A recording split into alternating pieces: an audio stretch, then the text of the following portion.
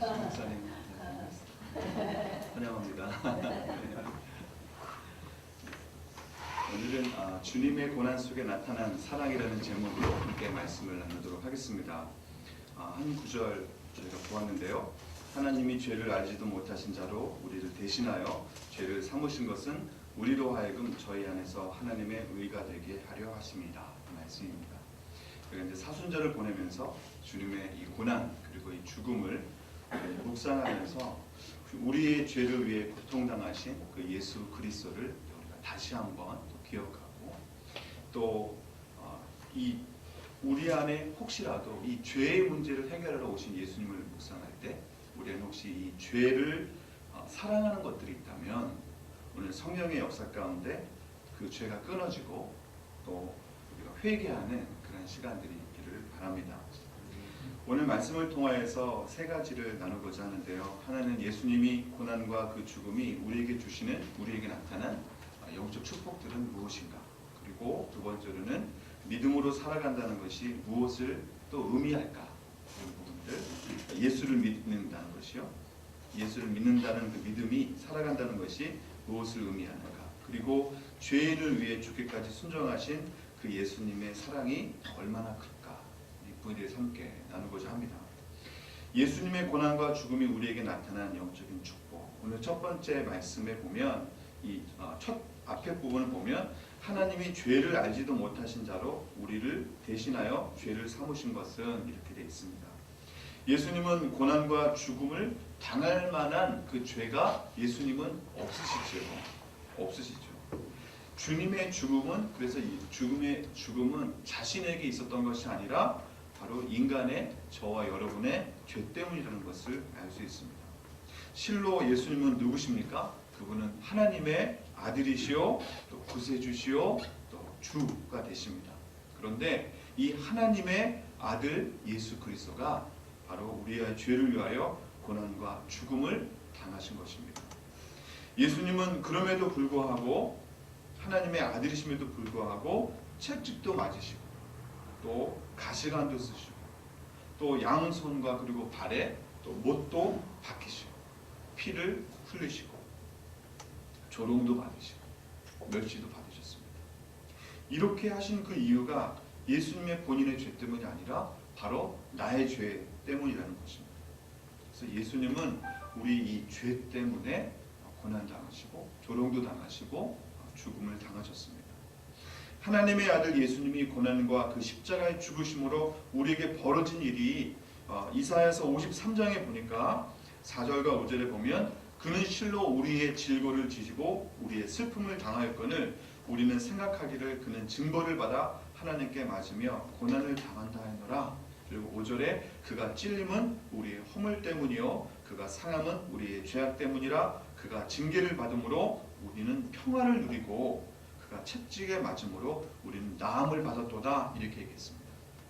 죄인 우리에게 다가올 그 징벌과 슬픔을 예수님이 대신 당하셔서 그가 대신 징계를 받고 대신 채찍을 맞음으로 우리는 하나님과 화평을 누리고 나음을 얻었다고 성경은 얘기하고 있습니다. 우리가 화평을 누리고 나음을 얻었다. 이게 어떤 의미일까요? 무슨 일이 우리에게 일어났기에 우리가 누구와 평화를 누리고 우리가 나음을 입었다는 것일까요? 오늘 21절 후반에 보면 우리로 하여금 저희 안에서 하나님의 의가 되게 하려 하심이라 이렇게 얘기했습니다. 우리로 하여금 저희 안에서 하나님의 의가 되게 하셨다. 이 구절에 사실은 하나님의 약속이 나타나죠. 그 약속은 무엇입니까? 하나님의 아들 예수님이 우리의 죄를 대신하여 죽으실 것인데 그러면 우리가 받을 그 징벌이 사라지고 우리 안에 우리가 하나님의 의가 되게 하시겠다라는 하나님의 약속입니다.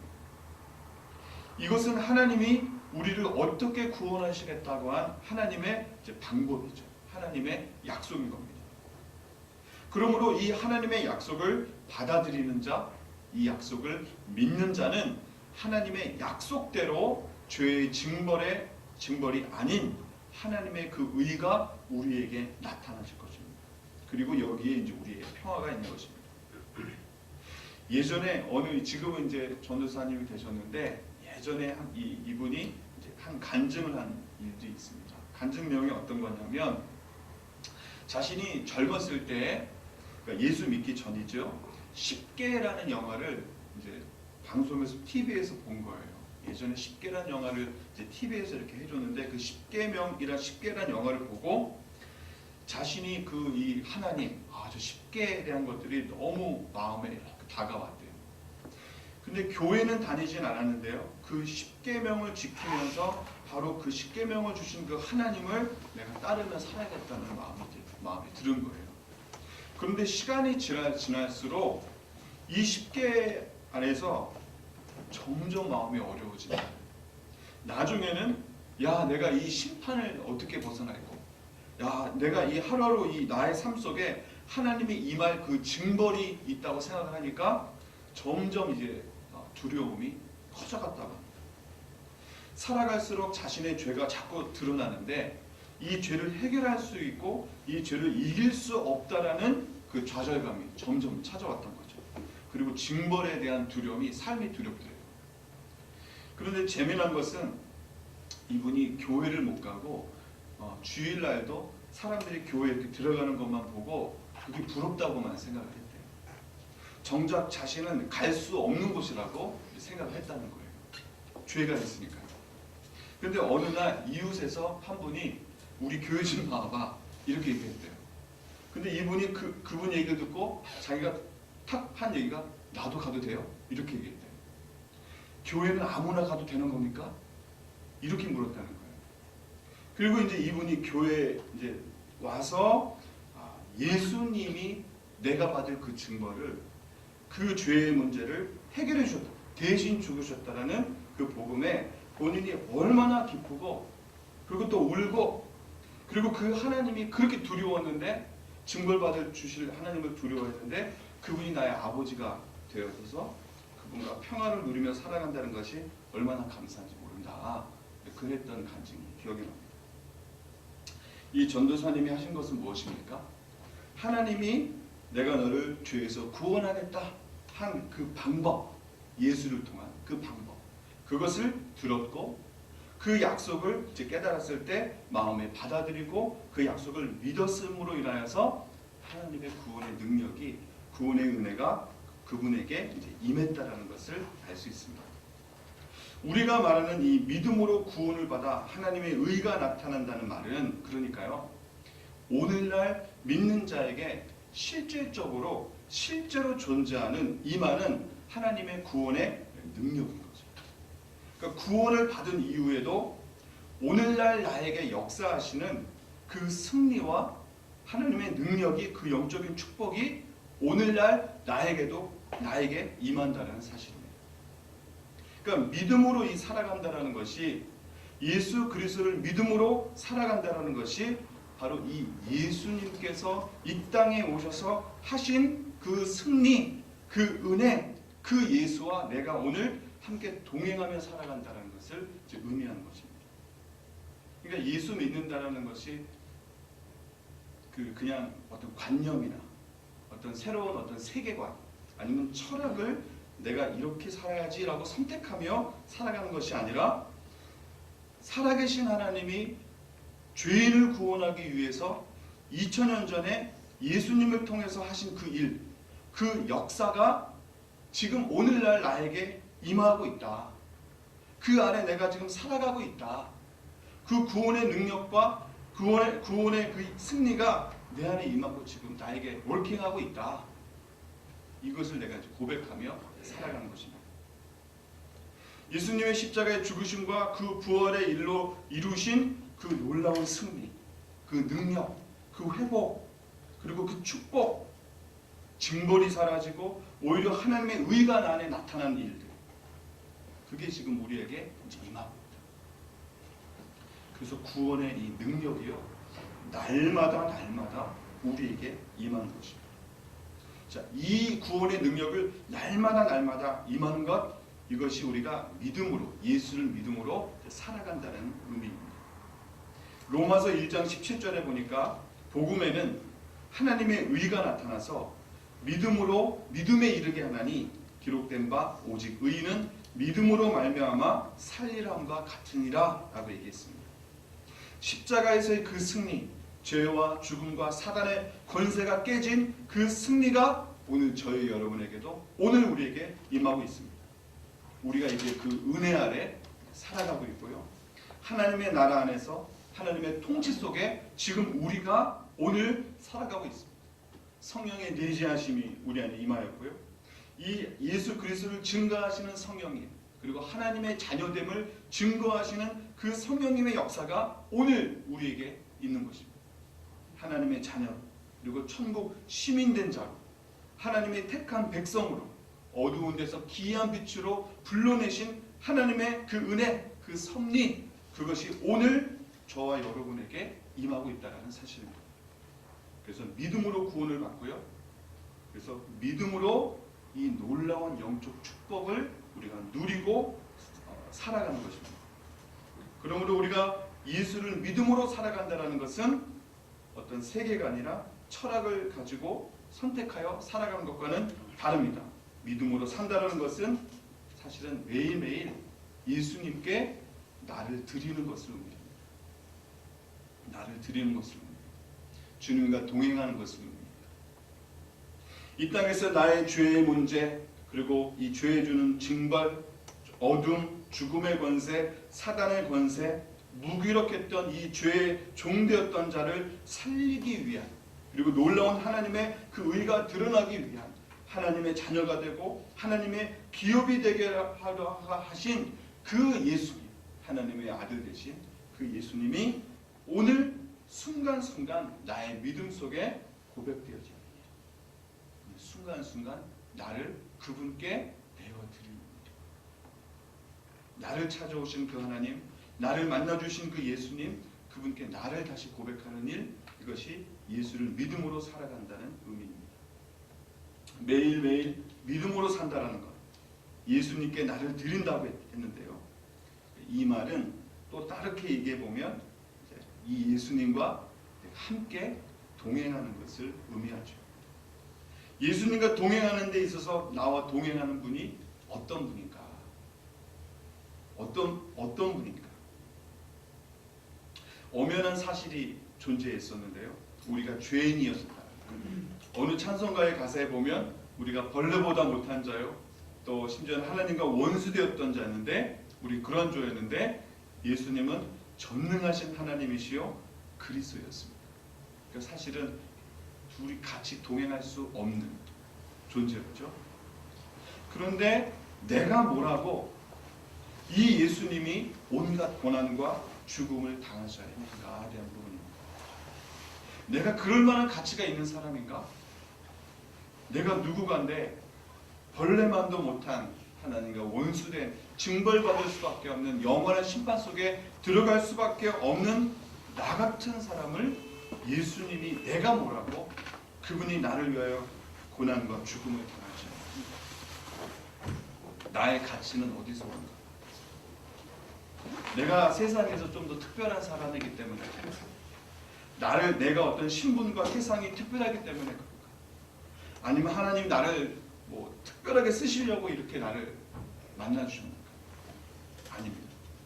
우리의 가치는 전능하신 그 하나님이 나를 사랑하시고 나를 존귀 여겨 주심에 거기에 있습니다. 예수님이 죄인된 우리를 위해서 모욕과 조롱을 당하셨습니다. 내가 뭐라고요? 마태복음에 보면 그 옷을 벗기고, 옷을 벗겼다고 했습니다. 홍포를 입힌 다음에 가시 면류관을 써서 너가 그 왕이라면서 씌우고, 또 갈대를 그 옆에 손에 쥐어주고, 그리고 그 앞에서 무릎을 꿇고 희롱하며 유대인의 왕이여 이렇게 액팅도 하고, 평안할지어다 이렇게 말한 다음에 액팅을 한 거죠. 그다음에 그 앞에서 침을 뱉었습니다. 그리고 갈대를 뺏어서 그의 머리를 쳤습니다. 예수님은 우리의 이 지은 죄를 위해, 우리를 살리기 위해서 고난의 피를 흘리셨습니다. 이분이 왜 이러셨습니까? 예수님이 왜 자신을 죽기까지 이렇게 하셨습니까? 생각하면 생각할수록 선뜻 이해가 안 되는 사람이죠. 너무 놀랍기도 하고 사실은 너무 커서 이해하기가 어려운 그런 사랑입니다. 쉽지 않은, 받아들이기 쉽지 않은 너무나 큰 사랑. 요한복음 3장 16절에 우리가 너무나 잘 아는 말씀인데요. 하나님이 세상을 이처럼 사랑하사 독생자를 주셨다.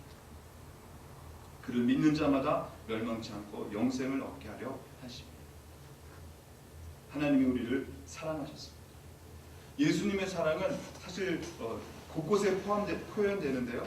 특히 요한복음 15장에 보면 예수님이 포도나무와 가지를 비유하면서 내 안에 거하라 나도 너희 안에 거하리라고 말씀하셨는데, 그리고 나서 15장 9절에 보면 뭐라고 하시냐면 하나님께서 나를 사랑하신 것 같이 나도 너희를 사랑하였으니 이렇게, 그리고 나의 사랑 안에 거하라 이렇게 얘기하셨습니다.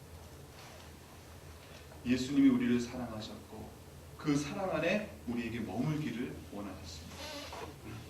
죄인되었던 우리를 불쌍히 여기신 그 하나님이 이 죄인을 사랑하심으로 우리에게 찾아오셨다는 것을 알 수 있습니다.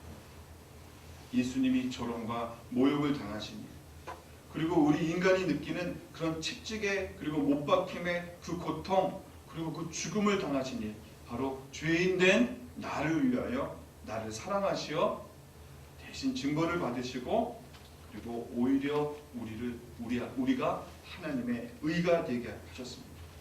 그리고 하나님과 화평을 우리가 누리게 하셨습니다. 그러므로 성도 여러분, 죄를 사랑하지 마시고 예수님을 사랑하시기 바랍니다. 세상 안에 거하지 마시고 예수 그리스도 안에 거하시기 바랍니다. 세상의 육신의 정욕과 안목의 정욕과 이생의 자랑 안에 머물러 있지 마시고 그리스도의 사랑 안에 머무르시기 바랍니다. 예수님이 우리를 사랑하십니다. 오늘 매일매일 우리의 믿음으로 산다라는 것, 바로 나를 사랑하시어 죽기까지 자신을 순종하신 그 예수님을 사랑하는 일입니다. 예수를 우리가 믿음으로 산다는 것, 순간순간 우리 안에 예수를 사랑하는 일. 그러므로 우리 마음에 예수님을 초청하시기 바랍니다. 순간순간 그분이 홀로 우리 마음의 주인이 되시도록, 그 좋으신 예수님이, 그 사랑의 예수님, 나를 위하여 고난을 받으시고 조롱을 받으시고 죽기까지 순종하신 그 예수님이 내 안에 찾아오시도록, 우리를 사랑하신 그 예수님, 우리를 죄에서 어둠에서 불러내기를 원하셔서, 우리를 사랑하셔서 불러내기를 원하셨던, 그리고 하나님의 의에 두게 하시고 하나님과 화평하게 하기를 원하셨던 그 예수님, 그 사랑의 예수님을 사랑하시고 그 예수님이 우리 마음속에 오셔서 다스리시도록 그분을 초청하시기 바랍니다. 오늘 우리는 이 믿음으로 살아갑니다. 이 예수 그리스도를 믿는 믿음으로 살아갑니다. 전에도 말씀드렸지만 그것은 예수 그리스도를 예수님께 내 자신을 드리는 것이라고 표현을 했습니다. 오늘 하루하루 우리가 예수 그리스도를 우리가 생각하고 그분을 초청할 때 오늘 그 사랑 안으로 들어간다는 것을 기억하시기 바랍니다. 그러면 죄가 미워지기 시작할 겁니다. 우리가 사랑했던 안목의 정욕과 이생의 자랑과 육신의 정욕들이 멀어질 것입니다. 오늘 그 거룩하신 하나님, 그 예수 그리스도, 하나님의 아들 되신, 그리고 우리를 죽기까지 사랑하신 그 사랑이 우리 마음에 찾아왔을 때 그분의 거룩으로, 그분의 사랑으로, 그분의 승리로 우리가 이 땅에서 죄의 정욕과 육신의 정욕과 이생의 자랑을 이겨나가는 그 능력이, 그 거룩이 우리 안에 충만해질 것입니다.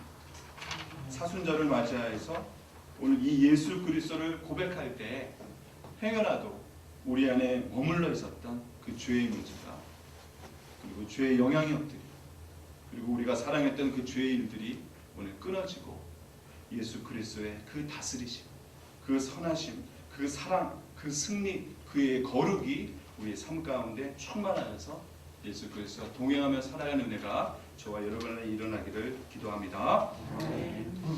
오늘 제가 반주자분에게 말씀을 못 드렸는데 찬송가 143장 같이 한번 부르고요. 우리 잠깐 함께 같이 한번 기도하고 하겠습니다.